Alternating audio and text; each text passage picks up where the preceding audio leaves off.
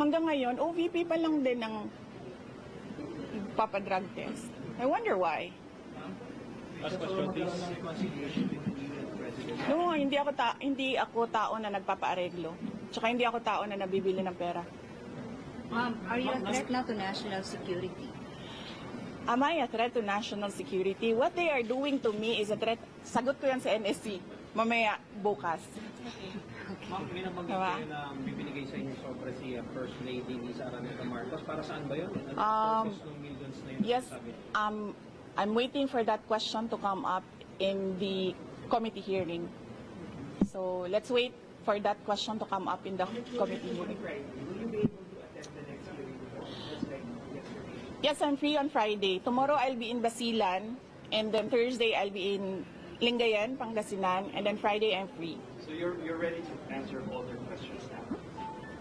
I will answer my questions because I need to be there to help the other OVP personnel. They have expressed that they feel safer and they feel more comfortable if I am with them. But I will not be recognized if I don't take my oath. So I am forced to take my oath and answer questions under oath because I cannot take care of the OVP personnel. But for example, to explain how 125 million pesos were spent within a matter of 11 days, or they have questions about acknowledgement receipts, will you explain all those or answer all those questions? Isn't it that they've been asking those questions from the resource persons, from COA, from the OVP personnel? So why will I answer again? I already answered when we sent our answers to the Commission on Audit. It was clear there. In fact, ayoko naman kasi mag-discuss ng CF ba, but in fact, the 125 confidential funds had a notice of disallowance, but not the entire amount. Let's make that clear. Not the entire amount of the 125 million was disallowed by the Commission on Audit. Meaning, all the rest of the funds, I do not have the number right now. I think it's approximately 70 million that was disallowed. But that is subject to appeal because gusto ko ba sabihin ito sa inyo? Dahil during the discussion, I was telling the lawyer to submit a document. But the lawyer said, no, you know, when lawyers are discussing and they have their own positions, it's really a difficult meeting to do. I said to submit, and then the other lawyer said, do not submit. Eh di lumabas yung disallowance, and then sinabihan ko yung lawyer, sabi ko, tingnan mo, lumabas yung disallowance, sabi ko, sa appeal, ilabas mo yung document.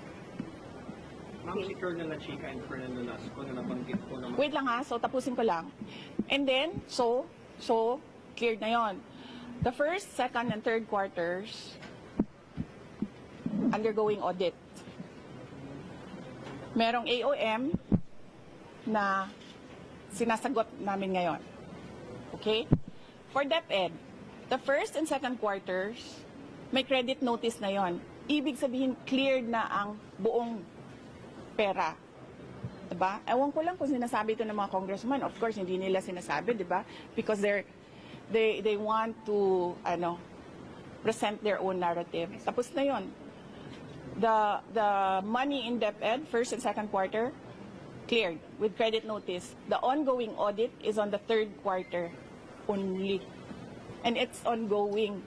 So you cannot question an ongoing audit. And you cannot audit the funds of any government office because that is the exclusive domain of the Commission on Audit. Bakit nag-audit ang ating mga congressman? Dapat sila gumagawa ng batas. Nakikita nyo? Sinasabi na nila ngayon, in the proper time, we will legislate. Kasi sinasabi namin where is the proposed legislation? Hinahanap namin. So ngayon, dinadagdag na nila yon. Madali lang naman siya pakinggan nyo lang, basahin nyo lang lahat ng mga nangyayari. Madali lang maintindihan kung anong ginagawa nila. Okay? Last question please. Kapag humarap na si Colonel Velasco and Colonel Chica, mas maintindihan na ba ng publiko at ng Kongreso itong paggastos po ng confidential funds? Really, I still say that confidential funds, the use of confidential funds cannot be divulged. Sinasabi ko pa rin yan. They cannot be divulged in public. It will compromise lives and security of personnel who are cooperating or who are nandoon sa kabila na asset. You cannot do that. That is why it is called confidential funds. Executive Secretary, let's get your reaction to sa comment ko ng ilang congressmen na parang nagkakatulog na humaharap sa pagdiliman. Oo, kasi tineterrorize nila. Of course, magkakasakit talaga ang tao na hinaharas mo, tineterrorize mo. Ako lang naman ang hindi nagkakasakit dahil politiko ako. You can terrorize me and harass me all you want. It does not matter to me. Pero these are ordinary Office of the Vice President employees. They are not politicians. They are ordinary citizens. So, pag hinaras mo yan, terrorize mo yan, ganyan talaga mangyayari. Sinasabihan ko yung doktor kagabi, Dok, i-clear nyo yan na mag-attend ulit. Kung sa susunod, diretsong stroke na yan. Ngayon, swerte tayo, hindi na stroke, hindi na heart attack. But the family has a history of heart attack. Lahat ng kanyang ang parents and some, I think some relatives, heart attack lahat ang ikinamatay. So, ano ba? Papaupuin pa ba natin doon? Tapos antayin natin, ay na heart attack. Kay Ma'am Gina ito. Yes. Diba?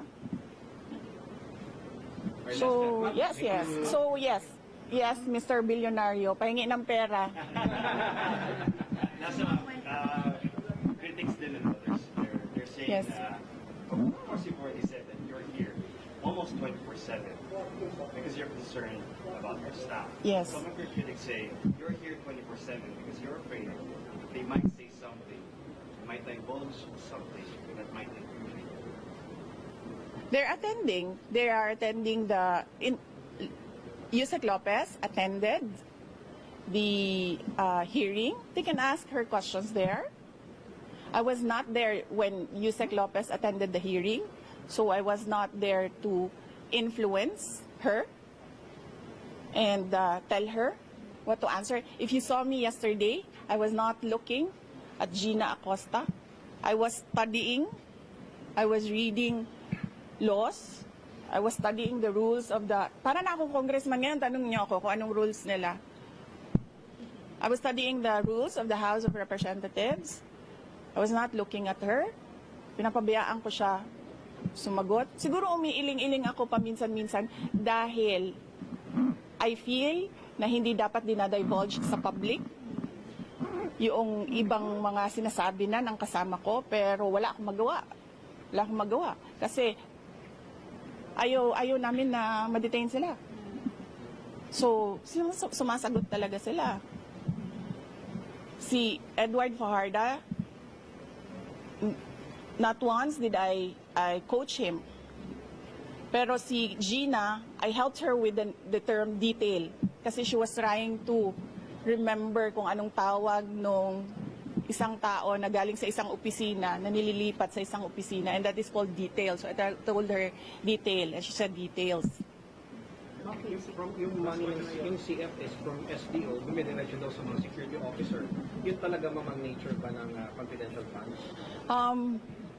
Yes, there is an SDO, and there is a security officer, and there is a head of agency. So, ako yung head of agency, may SDO kami, may security officer kami. Ganon talaga ang structure. Again, sinabi ko ito sa mga, wala kasing mainstream noon ba? Again, so alam natin lahat ng Halikan ko na yung news. Po yung may... Mike, please. Ayoko itong pula.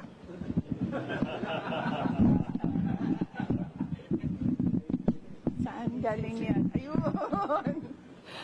Okay. Saan? Saan ako? Okay. Alam nyo, di ba, meron kayong mga naririnig ng akusasyon ng nakawan dito sa ating gobyerno. Corruption in government. Naririnig nyo ba na millions ang ninanakaw? Hindi, di ba? Ang naririnig nyo, billions ang ninanakaw sa budget natin. Alam nyo bakit 150 million lang yon? Kasi kinompute yun kung buwan-buwan ano ang gagawin at ano ang i-implement. Napakaliit na amount ang 150 million. So bakit kami magnanakaw ng 150 million? Ang nakawan sa gobyerno, billion. Ginamit yun sa trabaho. Bakit 125 plus 500 lang yung sa Office of the Vice President? Kasi kinompute yun. Buwan-buwan. Ang problem sa 125, binigay siya sa amin December na. And the requirement in government offices, you have to utilize money before December 31, before the end of the year.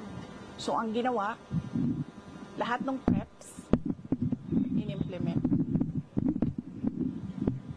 Diba? And as I said, government offices disperse millions, billions in a day. Sa DepEd, nagdi-disperse kami. Nagdi-disperse. Pumipirma kami ng cheque. Multi-million. Kung i-total mo ang mga checks araw-araw na nalalabas sa DepEd, billions. Nagbabayad kami, nagbabayad. So, bakit nila kine-question yung pagbabayad ng millions in a day? And that is, part of work of government offices to disperse money every day and pay obligations. Ginamit yun sa trabaho. Pinipilit lang talaga. Dalawa na ang maro ko. Si Marisol at si GC. Tama na. Anong oras na? Oo, kasi alauna na, and I have to be back tonight. Ayaw nila ng gabi. Na ano sila sa gabi. Ma'am, basta yung promise Yes. na listahan mo, ma'am. But tomorrow, balikan ako Basilan. I leave in the early morning. Yes, leave early morning. And then, balik ako sa gabi. Oo. May flights naman. Si Yusek Lopez. Nandiyan mama niya. Kasi Tsaka nandyan yung lawyers niya. And ayoko makipag-usap sa mga abogado kasi lahat ng mga abogado, pag nag-uusap-usap sila, magaling lahat ba? 'Di ba?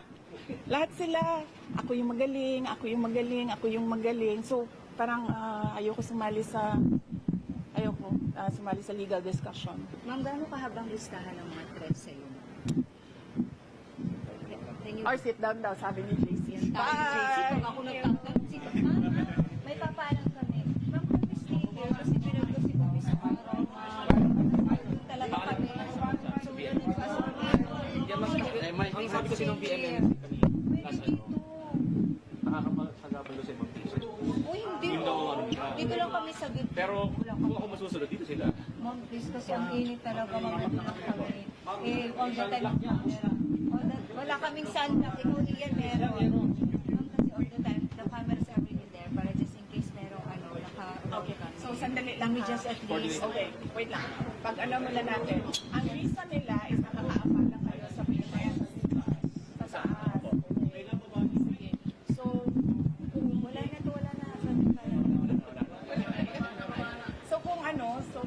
dito lang kami sila, papayag kasi nga, primordial yung patient care eh.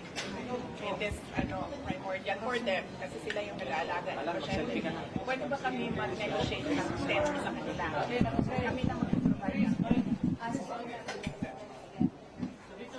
Is it better? Tent na lang. Mag-ano kami ng tent. Kasi double tent lang natin para dalawa yung Parang maiiyak.